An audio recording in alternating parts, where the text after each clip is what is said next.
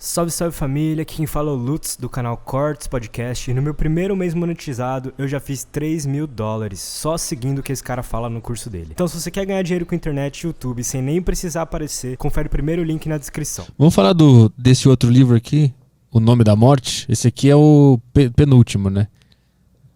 Esse aí esse aí é meu terceiro livro. É o terceiro, esse é o meu terceiro livro. O terceiro. O quarto é o da Síria e o quinto é da Dama da Liberdade. Ah, tá. Esse aqui, é interessante a história desse aqui, porque você estava fazendo uma matéria... Esse aí foi naquela matéria que eu falei aqui antes do trabalho escravo no Pará. Ah, aquela que tu entrou no galpão lá e tal. Isso. No meio dessa matéria, um cara te dá uma informação que existe um assassino de aluguel, é isso? Foi o seguinte, né? Vê que coisa louca, cara. Nessa operação, um dos presos, um dos escravos, né, que foi solto na operação, contou que ele conseguiu fugir, mas aí mataram, se eu não me engano, acho que era o irmão dele. E deram para ele o seguinte recado, ó, ou você volta para a fazenda, ou a gente mata seu filho. E aí o cara voltou, né, para ser escravo. E aí esse cara me contou, o escravo me contou essa história. E aí eu falando com um policial, um agente da Polícia Federal sobre esse caso, sobre esse relato, o agente da Polícia Federal me disse, não, cara, é muito comum isso aqui, os fazendeiros contratam muitos pistoleiros para fazerem isso, para matar escravo que foge, não sei o quê, ou familiares, para obrigar o cara a voltar para a fazenda. Aí eu falei para esse policial, né, federal, eu falei, ó, cara, eu queria muito entrevistar um desses pistoleiros, você acha que consegue? Ele, eu vou ver e te falo, depois eu falo, beleza. A operação acabou, né? Voltamos para Belém. E aí, alguns dias depois, esse agente da Polícia Federal me ligou, me passou um telefone e falou assim, ó, liga para esse telefone em tal dia, tal hora. Não posso falar mais nada para você. Mas quem vai atender o telefone é um assassino de aluguel. O resto é contigo. Não falou nem o nome, nada? Não. Aí tá bom. Aí eu liguei no dia que o cara marcou. No dia, na hora que ele marcou, eu liguei. Atendeu o telefone um cara. E aí comecei a conversar com o cara. Resumindo, o cara é esse personagem do meu livro, o Júlio Santana.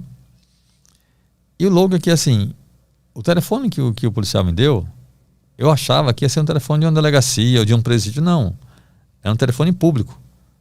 Um policial federal me deu o telefone de um assassino de aluguel que estava solto em atividade. Telefone privado dele? Não, um telefone público. Era um orelhão. Ah, tá. Entendi. O cara nem tinha celular. Nem eu tinha celular na época. Isso era 99, eu acho. Ah, entendi. 99, exatamente. Um policial federal não achou estranho dar a um repórter da Veja o telefone de um assassino de aluguel que está solto em atividade. Que coisa louca. Por que tu acha que é isso? É só descuido ou tinha alguma coisa?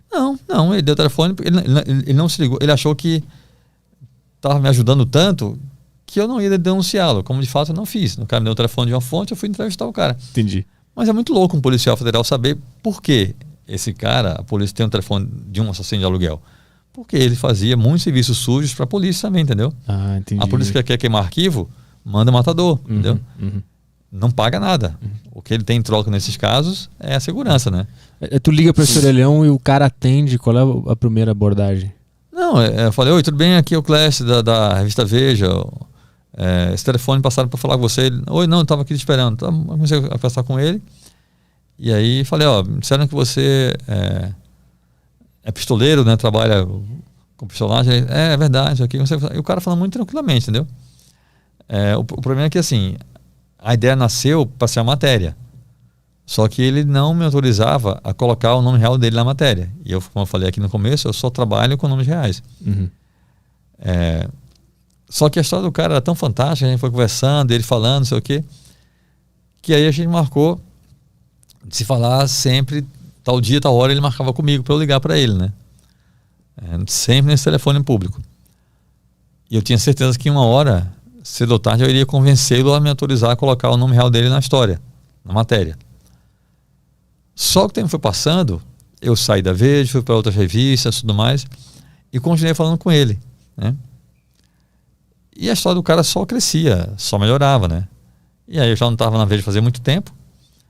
Quando finalmente ele me autorizou a colocar o nome real dele, no que já era a ideia de um livro, nome real não apenas dele, mas de todo mundo que eu cito no livro, inclusive mandantes dos crimes, vítimas, tudo no nome real. Tem casos que eu conto no livro, Petri, que se você colocar no Google, aparece matéria sobre os casos. Entendeu? Gente que ele matou que virou notícia. E aí fiz o livro, né? Foi lançado em 2006. Assim como o livro da Síria, esse livro também ganhou o Prêmio Jabuti de Literatura. E foi adaptado para o cinema, né? A capa do livro, inclusive, trouxe dois, né? Um para você e um para você sortear com o pessoal. A capa do livro, essa capa que eu te dei, é o cartaz do filme, que foi lançado em 2018, com Marco Pigossi e Fabíola Nascimento. Ficou muito bacana o filme. E esse livro hoje já foi lançado em cerca de 15 países, em 8 idiomas. Tu disse que a história dele é fantástica. O que tem de fantástico na trajetória desse cara? Porque assim, ele teve uma infância muito humilde, muito pacífica. Ele nasceu numa comunidade ribeirinha, no Maranhão, na floresta amazônica, isso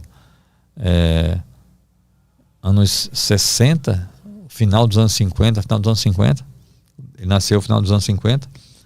A floresta totalmente ainda preservada, né? Interior do Maranhão, comunidade ribeirinha, no meio do rio, não sei o quê. Tinha tudo para virar um pescador, como o pai dele era, um menino muito tranquilo, educado na igreja, católico, até hoje é católico.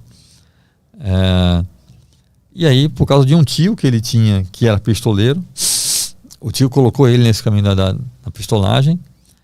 Ele começou a trabalhar com isso e tornou-se um cara que não se tem notícia no mundo de ninguém que assuma ter matado quase 500 pessoas. Porque ele tem catalogadas 492 mortes. Ele tinha um caderno que ele escrevia como fosse agenda, né, que ele colocava o nome do mandante do crime, o nome da vítima, a cidade onde seria o crime, quanto ele ia ganhar. Quanto que é que ele ganhava? Não, variava muito, mas assim, no livro, como o livro começa nos anos 70, né, e vai até 2006, quando ele para de matar, eu sempre coloco, isso é legal, porque eu vi esse caderno que ele tinha, né, que era tipo a agenda dele. E vendo o caderno dele, você via a mudança da moeda do Brasil, né? Mudar de cruzeiro para cruzado, para cruzeiro antigo, cruzado novo, esses nomes todos, né? Até chegar no real. E aí no livro, eu sempre coloco os serviços que ele fazia na moeda da época. Só que eu faço comparações para a gente ter noção de quanto era mais ou menos com o salário mínimo da época. Então, geralmente, quase sempre variava entre 3 salários mínimos a 10. O serviço mais caro que ele fez era tipo quase 10 salários mínimos, entendeu? Então é como se fosse hoje entre R$1.000 e R$10.000, entendeu? Coisa assim. Ele relata quando foi a primeira vez que ele matou alguém e o que ele sentiu? Então, a primeira vez que ele matou alguém foi por causa desse tio dele, que era um cara que ele adorava. Ele tinha pai, né, e mãe, mas tinha esse tio que para ele era o ídolo, entendeu? Que era um cara que já morava na cidade grande, cidade de Imperatriz, né? Que hoje em dia, não sei, mas eu não gosto de chutar, mas eu acho que Imperatriz hoje deve ter, não sei, uns 200 mil habitantes, 300 mil talvez. Mas na época já era na cidade, né? E ele morava numa comunidade ribeirinha.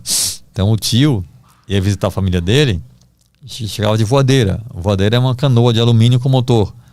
E na cabecinha dele, quem tem voadeira é rico, né? O pai dele tinha canoa, o pai dele saía para pescar de canoa. Então o tio chegava com uma voadeira. É como o teu pai ter um Fiat Palio e chegar teu tio com uma Mercedes, entendeu? Do ano bonitona. Então ele tinha essa admiração pelo tio. O tio foi o cara que ensinou ele a atirar, ele era ótimo de pontaria. E aí o tio foi visitá-los uma vez e pegou malária. Ficou muito mal. Na cama, na rede, sem conseguir se levantar, com muita febre, dor no corpo. E nesse estado o tio falou para ele, falou, seguinte, e todo mundo na família achava que o tio era policial militar, né?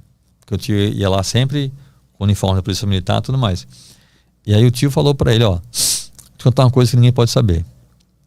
Além de policial militar, eu também sou matador de aluguel. Eu vim aqui fazer um trabalho. Eu vim aqui para matar o Amarelo. O Amarelo era um pescador que tinha estuprado uma menina, acho que de 13 anos, filha de comerciante da região. E aí o comerciante contratou o tio dele para matar o Amarelo.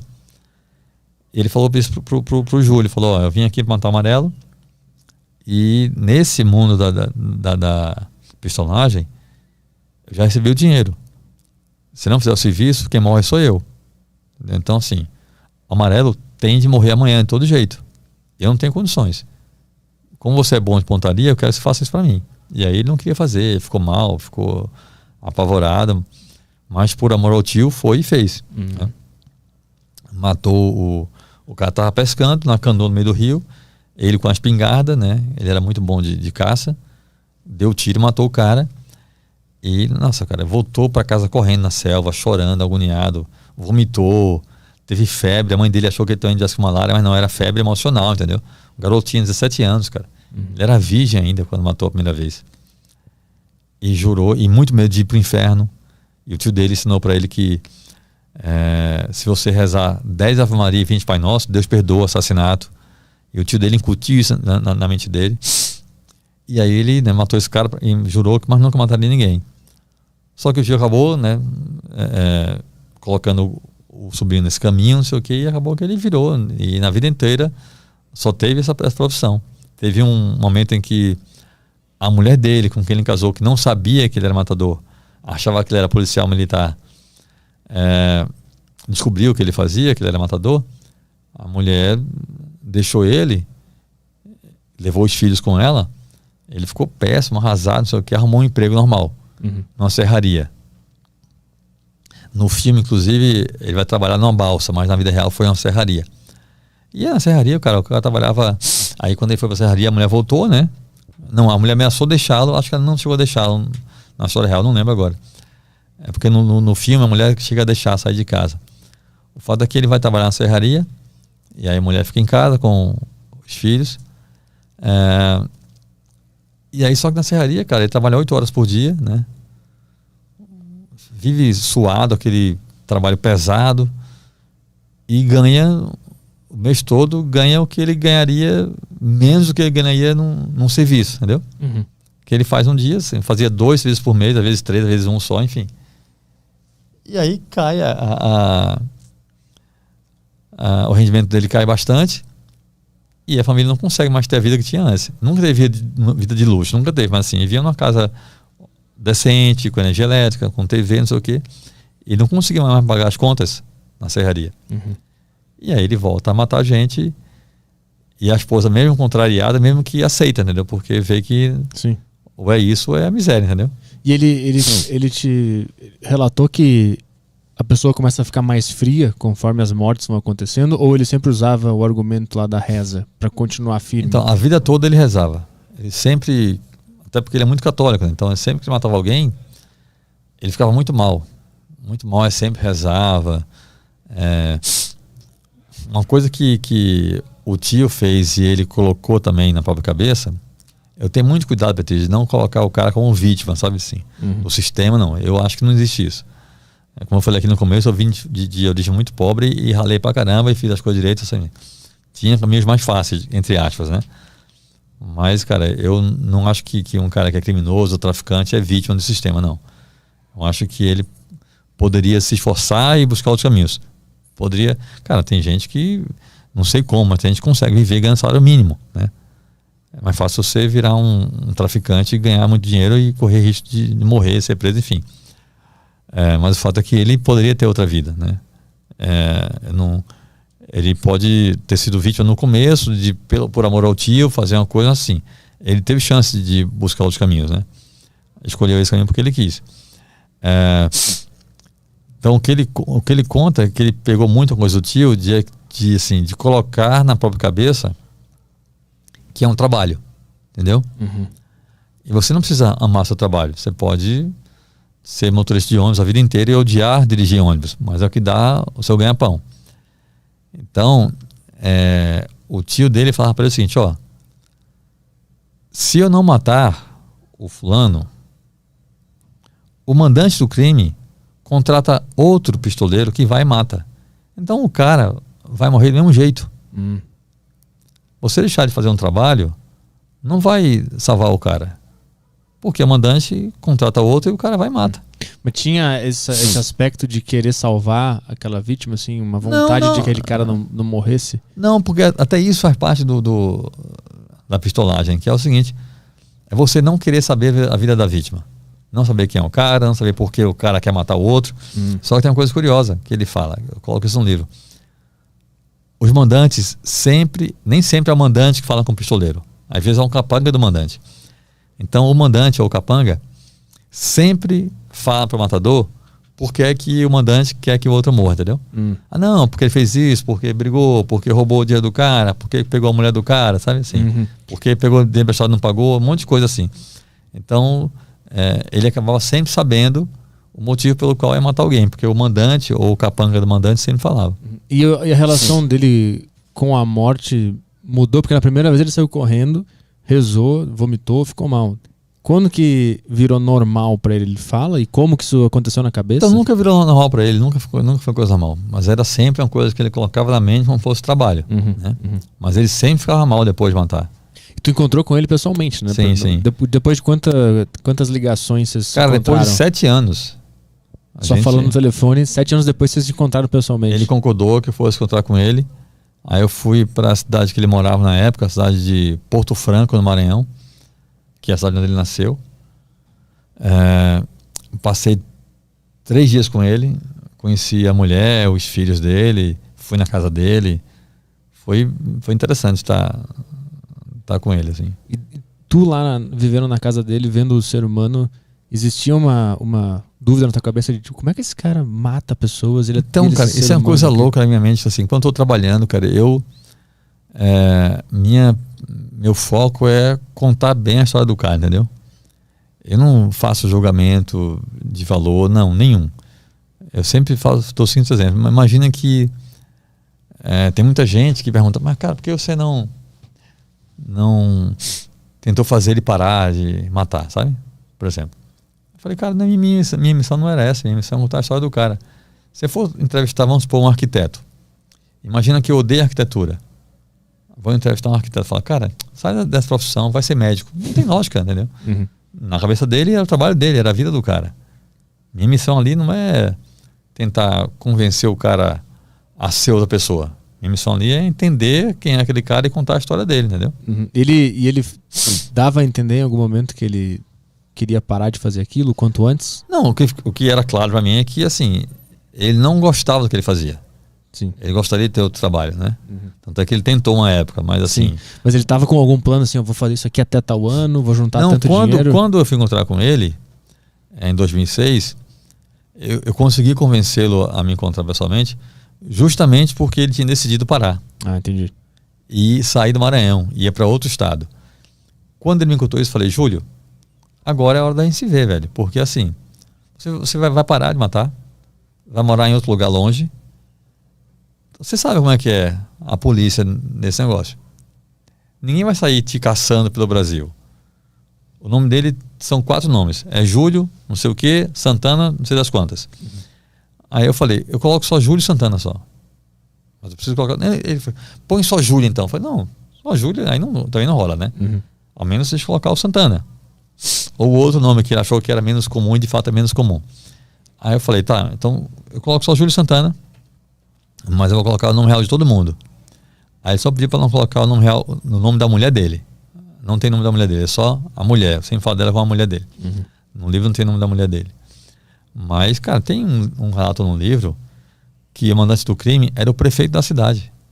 E eu coloquei no livro o nome do prefeito, porque eu fui apurar a história. Obviamente, tudo que ele me contou, eu fui apurar com outras fontes, né? E tudo que ele me contava, cara, o que eu consegui apurar com outras fontes, tudo batia com o que ele me contou.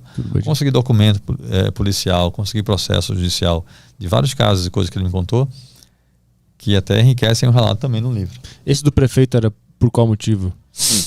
É que o cara, a vítima, era sindicalista, era presidente do sindicato de agricultores na cidade de Goiás, interior de Goiás, e estava disputando como o grande favorito para a eleição do ano seguinte. a prefeito. E o atual prefeito queria concorrer e, assim, tava todo mundo na cidade dizendo que ia votar no cara, porque o cara era um cara honesto, sindicalista, que lutava pelos mais pobres, pelos agricultores, não sei o quê. E o prefeito não queria perder a boquinha, lógico, né? Mandou matar o cara. Nesses 7 anos que vocês conversavam por telefone, ele ia relatando os assassinatos? Não, a gente ia conversando. Era uma conversa. Conversa sobre qualquer coisa. Eu conduzia. Ele marcava só o dia e a hora que eu devia ligar para ele, mas eu conduzia a conversa. Teve dia de a gente ficar 3 horas conversando sem falar de crime nenhum. Só a infância dele, ou questões pessoais, relação dele com a esposa. Ele é um bom marido, um pai carinhosíssimo. É uma figura muito interessante, o Júlio. Cara. Esse livro aqui, para quem tá curioso, virou filme que tá na Globoplay, né? Esse filme aqui. Tá, foi pro cinema e depois tá na Globoplay e no Telecine também.